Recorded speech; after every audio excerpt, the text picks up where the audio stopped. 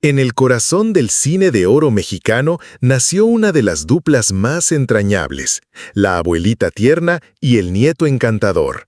Sara García y Pedro Infante parecían unidos por un lazo de sangre que traspasaba la pantalla. El público los adoraba, las salas se llenaban y su química parecía auténtica, casi mágica.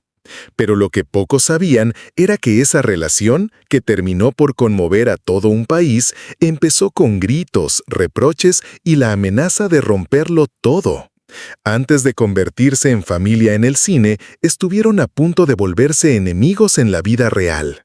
Sara, la mujer que dio rostro a la ternura de un pueblo, escondía detrás de sus gafas y su sonrisa cálida un carácter férreo forjado en el dolor y la disciplina.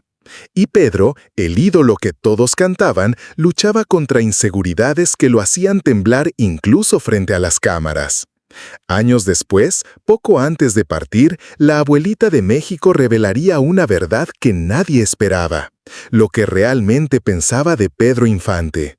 Una confesión que desnudó no solo al actor, sino también a la mujer que lo adoptó como al hijo que la vida le había arrebatado 2 veces. Sara García nació en Orizaba, Veracruz, en 1895, hija de inmigrantes españoles. Desde pequeña, la tragedia la abrazó con fuerza. A los 9 años enfermó de tifus y, sin saberlo, contagió a su madre, quien murió a causa de la enfermedad.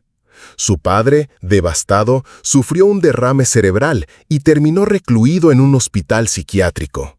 De pronto, la niña quedó huérfana, sola en un mundo que parecía negarle cualquier refugio. Fue Rosario, su amiga de la infancia, quien la acogió en su hogar. Aquel gesto marcó el inicio de una relación inseparable que duraría toda la vida. En medio de esa tormenta, Sara buscó un camino. Se formó como maestra, llegó a dar clases de dibujo, pero en el fondo algo más poderoso la llamaba: la actuación. En 1917 apareció por primera vez en la pantalla en la cinta muda En defensa propia. Ese debut silencioso encendió una carrera que se extendería por más de 6 décadas. Lo sorprendente es que con apenas 30 años decidió encarnar papeles de mujeres mayores. Se sometió a largas horas de maquillaje y, en un gesto de compromiso radical, mandó extraer 14 dientes para lucir como una verdadera anciana. Ese sacrificio la convirtió en la actriz predilecta para interpretar a madres y abuelas en el cine mexicano. El público la adoptó con fervor. En ella veían el reflejo de sus propias madres, de sus abuelas, de la figura maternal que daba seguridad y consejo. Sara no era solo una intérprete, se transformaba en símbolo, en un ancla emocional para un país que encontraba consuelo en sus gestos y palabras. Durante las décadas de 1930, 40 y 50, Sara García se consolidó como la abuelita de México. Su presencia llenaba la pantalla, no como protagonista de romances imposibles, sino como la raíz que sostenía cada historia. Era capaz de provocar risas y lágrimas en una misma escena, de ofrecer ternura y autoridad sin necesidad de alzar la voz. Películas como Ahí está el detalle o La pequeña madrecita la convirtieron en pieza indispensable del cine de oro. Su secreto no era la grandilocuencia, sino la sutileza. Sara sabía usar un silencio para expresar dolor, una mirada para transmitir amor. Y esa maestría la elevó al rango de leyenda. Pero el destino no le permitió gozar de la maternidad en plenitud. En 1940, su única hija, María Fernanda, murió a los 22 años, víctima de fiebre tifoidea, la misma enfermedad que décadas atrás le había arrebatado a su madre. El círculo del dolor se cerraba cruelmente sobre ella. Esa pérdida la quebró, pero también la definió. Desde entonces, Sara volcó su alma en el trabajo. Cada papel de madre o abuela era un grito silencioso por la hija que ya no estaba. Su familia se convirtió en el público y su refugio en el cine. En los años 70, cuando muchos de sus contemporáneos ya estaban olvidados, Sara revivió con la telenovela Mundo de Juguete, que presentó su rostro a nuevas generaciones.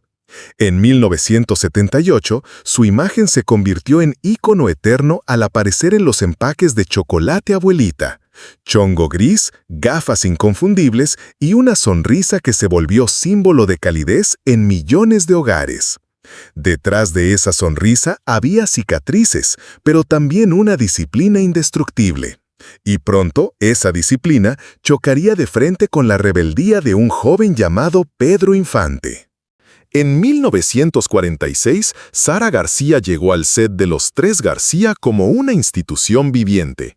Tenía décadas de experiencia, era respetada por todos, y en el ambiente de rodaje su palabra pesaba como una sentencia. Allí conoció a un joven Pedro Infante, más célebre en la radio que en el cine, un muchacho lleno de carisma, pero también de indisciplina. Pedro llegaba tarde, se distraía, volaba en su avión privado como si el tiempo no existiera.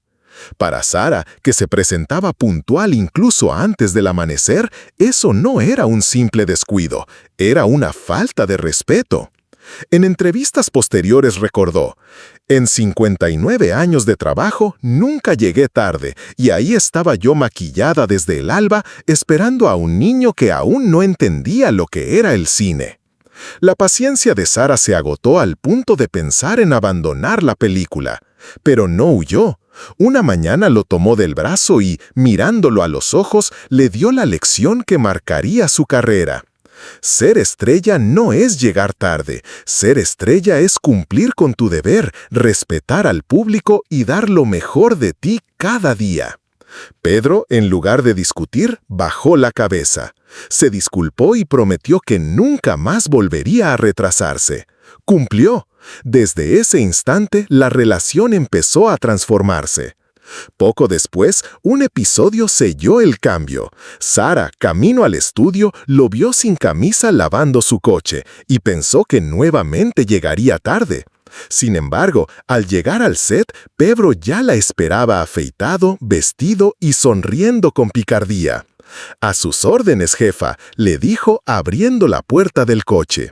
Fue un gesto pequeño, pero suficiente para abrir la puerta de algo mucho más grande, una relación que pronto dejaría de ser solo profesional. Pedro Infante, a pesar de su fama, vivía atormentado por la inseguridad. Se veía a sí mismo como un simple mariachi perdido entre gigantes del cine. Durante el rodaje se encerraba en su camerino, incapaz de salir. Fue Sara quien tocó la puerta y escuchó la confesión desnuda. «No soy actor, abuelita. No pertenezco aquí». Ella no lo juzgó. Se sentó a su lado y le propuso empezar de nuevo, como dos aprendices. Le enseñó a ensayar en secreto, a hablarse de tú y a confiar en señales ocultas durante las filmaciones. Un leve gesto para animarlo, una mirada para corregirlo sin humillaciones. En ese espacio protegido, Pedro descubrió que podía ser más que un cantante con suerte, podía ser un actor. El lazo se fortaleció tanto que incluso en escenas donde ella moría, permanecía cerca del set, susurrándole palabras que le permitían llorar con verdad. El director gritaba «¡Corte!» y los aplausos surgían espontáneos. No era ficción, era emoción auténtica. La complicidad trascendió la pantalla. Pedro comenzó a llamarla abuelita con un cariño real. Cada 10 de mayo, Día de las Madres, llegaba montado a caballo hasta su casa, vestido de charro, con rosas y mariachis cantando «Mi cariñito». Sara lo miraba desde el balcón con lágrimas. «Cuando me cantaba, sentía que tenía un nieto de verdad», confesó después. Compartieron 4 películas inolvidables: Los Tres García, Vuelven los García, El Inocente y La Tercera Palabra. Entre tomas, Pedro aprendía a dominar los silencios, a dejar que sus ojos hablaran. Ella, a cambio, recibía la alegría traviesa de un joven que la llamaba «mi abuelita del alma». El 15 de abril de 1957, un avión cayó en Mérida, Yucatán. En sus restos ardía también el corazón de México. Pedro Infante había muerto, y el país entero lloró como si hubiera perdido a un hermano. Pero para Sara, la herida fue doble. No se trataba solo de un colega o un ídolo nacional, era su hijo, su nieto, la familia que había elegido y que la vida le arrancaba otra vez. Ya había enterrado a su hija en 1940, ahora enterraba a Pedro en el recuerdo. Dijo entre lágrimas, perdí a un hijo y a un nieto al mismo tiempo. Desde aquel día, el 10 de mayo dejó de ser fiesta. Los mariachis ya no la hacían sonreír, sino estremecer. Cada año, en lugar de abrir la puerta, encendía una vela frente a una pequeña foto de Pedro junto al retrato desvanecido de su hija Fernanda. Nunca visitó la tumba del ídolo. Si voy, no salgo de ahí, explicó. Prefería hablarle en silencio desde su habitación. Siempre las mismas palabras, susurradas. Gracias, hijo mío. Gracias por no olvidarme. La ausencia se volvió su compañera, pero también su refugio. Pedro había dejado en ella algo más fuerte que la muerte, la certeza de que, al menos por un tiempo, había vuelto a ser madre. En sus últimos años, Sara hablaba más de Pedro que de sus propias películas. Lo recordaba no como el ídolo inalcanzable, sino como el muchacho inseguro que le pedía guía, el hijo que la vida le concedió brevemente. El 21 de noviembre de 1980, a los 85 años, la abuelita de México partió por complicaciones de neumonía e insuficiencia cardíaca. Fue sepultada en el Panteón Español junto a su hija. Entre los objetos que descansaron con ella, sus amigos contaron un detalle íntimo, una hoja doblada con la letra de «Mi cariñito». Ese gesto sellaba lo que siempre supo en su corazón. Para el mundo, Pedro Infante fue el ídolo eterno. Para ella, fue el hijo que nunca tuvo, el nieto que la acompañó en soledad, la última pieza de familia que el destino le había permitido abrazar. El legado de Sara García no se mide solo en más de 100 películas, ni en la sonrisa impresa en el chocolate de los hogares latinoamericanos. Se mide en la historia de amor maternal que tejió con Pedro Infante, un lazo invisible que sobrevivió a la fama, a la muerte y al tiempo.